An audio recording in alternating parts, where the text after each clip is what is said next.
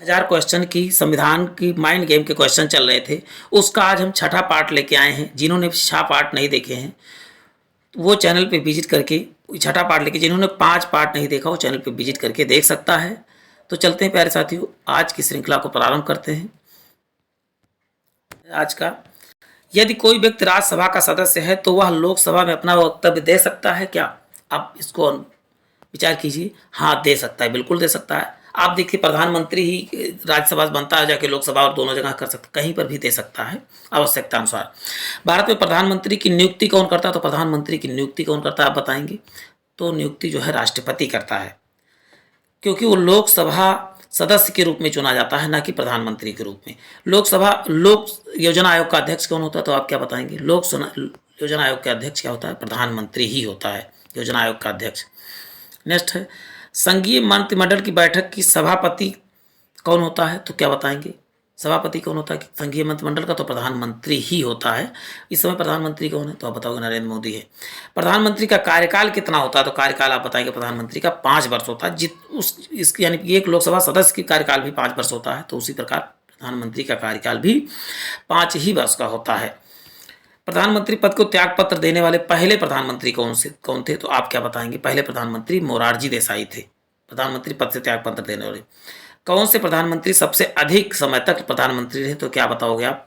सबसे अधिक समय तक कौन रहे? तो आप बताओगे JL नेहरू, यानी जवाहरलाल नेहरू थे सबसे अधिक समय तक। प्रधानमंत्री बनने के लिए न्यूनतम आयु कितनी होनी चाहिए? न्यूनतम आयु तो आप बताओगे 25 वर्ष होनी चाहिए, क्योंकि लोकसभा से बनता है तो 25 वर्ष, राज्यसभा से बनता है तो 30 वर्ष होता। संसदीय शासन प्रणाली सर्वप्रथम किस देश में लागू की गई? संसदीय तो आप बताओगे ब्रिटेन में। अपने यहाँ की संसदीय प्रणाली कहाँ से ली गई? तब भी आप बताओगे ब्रिटेन से ही ली गई है। भारतीय संविधान के अनुसार तथ्यात्मक संप्रभुता किसमें निहित है? तथ्यात्मक संप्रभुता किसमें निहित है? तो आप बताओगे प्रधानमंत्री में ही।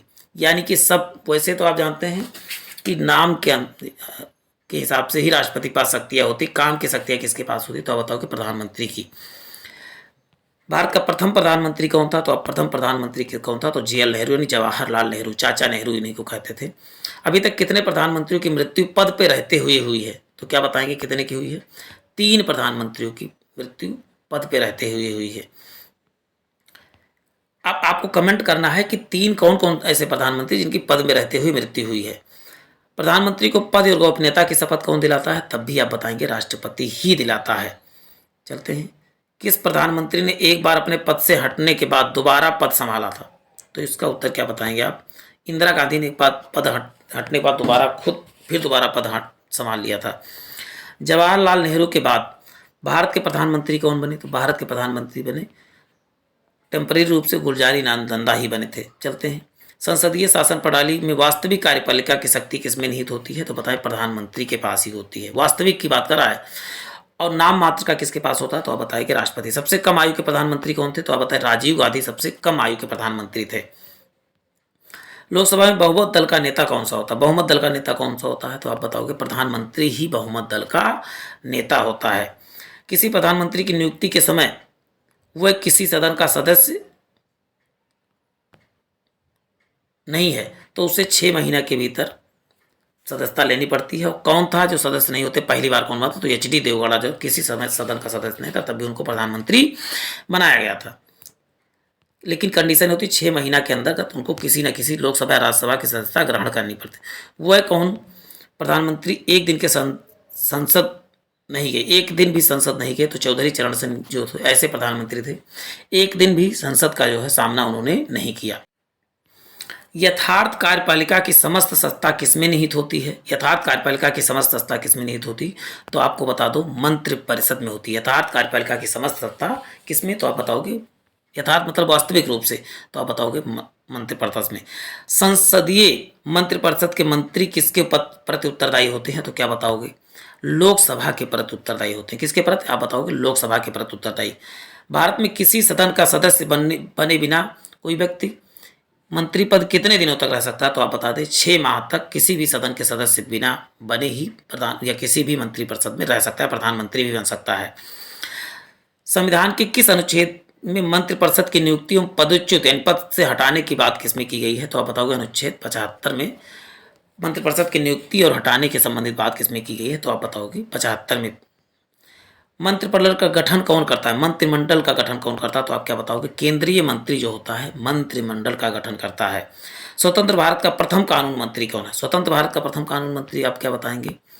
डॉक्टर BR अम्बेडकर जी के कौन थे? स्वतंत्र भारत के प्रथम कानून मंत्री थे। कौन सा प्रस्ताव संसद के मंत्रिपरिषद में रख सकती है? कौन सा प्रस्ताव संसद के मंत्रिपरिषद में रख सकती है? तो इसका उत्तर क्या है? विश्वास प्रस्ताव जो है मंत्रिपरिषद रखती है। मंत्रिपरिषद कौन से रखती है? तो विश्वास प्रस्ताव। ये चुनाव के बाद जो है लाया जाता है कि हाँ हम बहुमत में हैं। मंत्रिपरिषद सदस्यों की गोपनीयता की शपथ कौन दिलाता है? गोपनीयता की शपथ कौन दिलाता है? तो आप क्या बताओगे? राष्ट्रपति दिलाता है मंत्रिपरिषद को। मंत्रिपरिषद के अंदर मंत्री वगैरह जो होते हैं, चाहे वो राज्य मंत्री हो चाहे वो कैबिनेट मंत्री हो, सभी को गोपनीयता की शपथ कौन दिलाता है? तो क्या बताओगे आप? राष्ट्रपति। जब भारत के मंत्रिपरिषद में अधिकतम सदस्य कहाँ से लिए गए हैं? अधिकतम सदस्य कहाँ से लिए गए हैं? तो आप बताओ। मंत्रिपरिषद के अधिकतम सदस्य जो लोकसभा से ही लिए जाते हैं। स्वतंत्र भारत का प्रथम रक्षा मंत्री कौन था? प्रथम रक्षा मंत्री कौन था? यहाँ पर गलत लिखा हुआ है। रक्षा मंत्री स्वतंत्र भारत का कौन था प्रथम? तो आप बताओगे बलदेव थे। कौन थे? तो आप बताओगे बलदेव थे। बल होगा तभी तो रक्षा करेगा, तो रक्षा मंत्री आप बताएंगे बलदेव। चलते हैं। स्वतंत्र भारत प्रथम वित्त मंत्री कौन था? प्रथम वित्त मंत्री कौन था? तो आप बताओगे जॉन मथाई क्या थे? प्रथम वित्त मंत्री थे। चलते हैं। वित्त मंत्री जॉन मथाई। क्या राज्यसभा का सदस्य मंत्रिपरिषद का सदस्य बन सकता है? बिल्कुल बन सकता है। लोकसभा प्रधानमंत्री तक बन सकता है। लोकसभा अध्यक्ष का चुनाव कौन करता है? तो क्या बताएंगे? लोकसभा अध्यक्ष का चुनाव कौन करता है? तो आप बताओगे लोकसभा सदस्य करता है। प्यारे साथियों, वीडियो को बहुत ध्यानपूर्वक देखें, कहीं पर भी बकवास नहीं की जाती है, केवल आपके पढ़ाई की बहुत अच्छे अच्छे क्वेश्चन लाए जाते हैं। तो आपको इतना तो सपोर्ट करना है, वीडियो को लाइक करना है, सब्सक्राइब भी करना है, चैनल को सब्सक्राइब करना है, और यदि अपने कर सकते हैं तो अपने दोस्तों के साथ शेयर जरूर करें। इतना आपका हमको समर्थन चाहिए। लोकसभा का अस्थायी अध्यक्ष कौन नियुक्त करता है? अस्थायी अध्यक्ष कौन नियुक्त करता है? तो बताएं राष्ट्रपति ही अस्थायी अध्यक्ष को नियुक्त करता है। चलते हैं। लोकसभा अध्यक्ष अपना त्यागपत्र किसे देता है? तो अपना त्यागपत्र आप किसे बताएंगे? लोकसभा उपाध्यक्ष को देता है। अध्यक्ष किसे देता है? तो उपाध्यक्ष को। निर्णायक मत देने का अधिकार किसके पास है? तो आप क्या बताएंगे? लोकसभा अध्यक्ष को निर्णायक मत देने का अधिकार है। लोकसभा का सचिवालय किससे नियंत्रित होता है? लोकसभा का सचिवालय किससे नियंत्रित होता है? आप क्या बताएंगे प्यारे साथियों? लोकसभा अध्यक्ष द्वारा नियंत्रित होता है। चलते हैं। भारत के प्रथम लोकसभा अध्यक्ष कौन थे? प्रथम लोकसभा अध्यक्ष तो आप क्या बताएंगे? GV मालवणकर, गणेश वासुदेव मालवणकर जो क्या थे? लोकसभा के प्रथम अध्यक्ष थे, यानी GV मालवणकर, गणेश वासुदेव मालवणकर। भारतीय संसद के दोनों संयुक्त अधिवेशन का अध्यक्षता कौन करता है? अध्यक्षता कौन करता है? तो आप क्या बताएंगे? लोकसभा अध्यक्ष।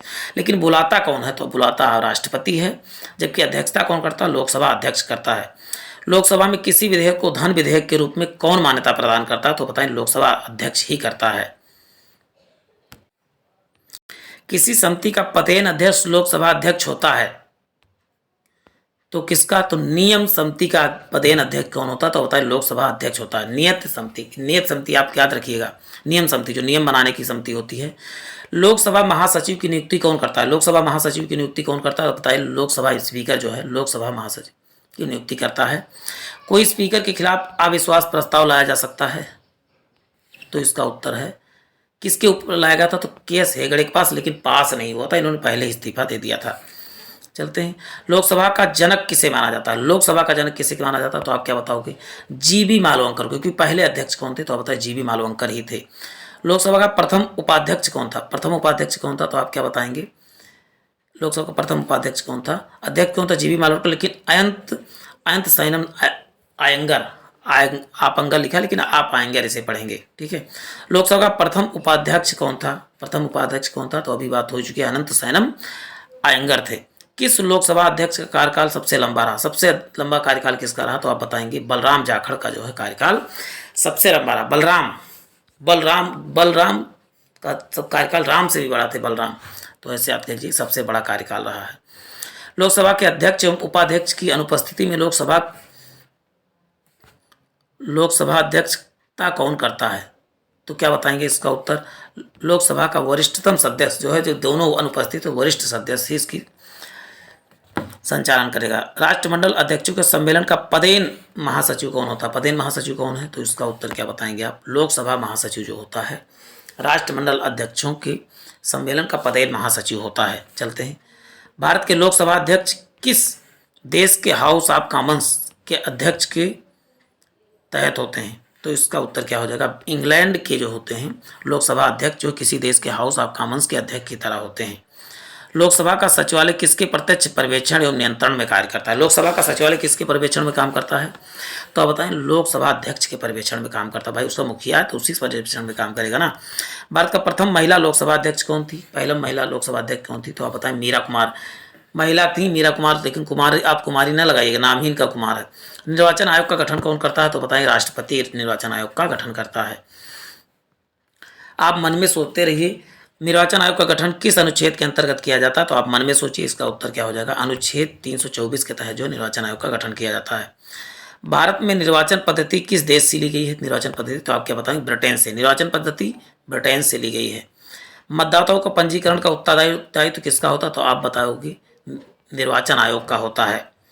निर्वाचन आयोग का चेयरमैन कौन होता है? तो आप बताएंगे, मुख्य चुनाव निर्वाचन आयोग क्या होता है? निर्वाचन आयोग का चेयरमैन होता है। परिसीमन आयोग का अध्यक्ष कौन होता है? परिसीमन आयोग की चुनाव आयोग से संबंधित तो आप बताओगे, मुख्य चुनाव निर्वाचन आयोग आयुक्त होता है निर्वाचन आयोग का अध्यक्ष, परिसीमन आयोग का अध्यक्ष। मतदाता सूची का अद्यतन अद्यतन मतलब अपडेट बनाकर कौन रखता है? तो क्या बताएंगे इसका उत्तर? अपडेट कौन करता है? निर्वाचन आयोग ही करता है। भारत का प्रथम मुख्य चुनाव आयुक्त कौन थे? प्रथम मुख्य चुनाव आयुक्त कौन थे? तो आप बताएं, सुकुमार सेन जो है प्रथम मुख्य अध्यक्ष थे। चलते हैं प्यारे साथियों, फिर मिलते हैं नए सेशन में। जय हिंद, जय भारत। वीडियो पसंद आया हो तो लाइक करें, शेयर करें, सब्सक्राइब जरूर करें। जय हिंद, जय भारत।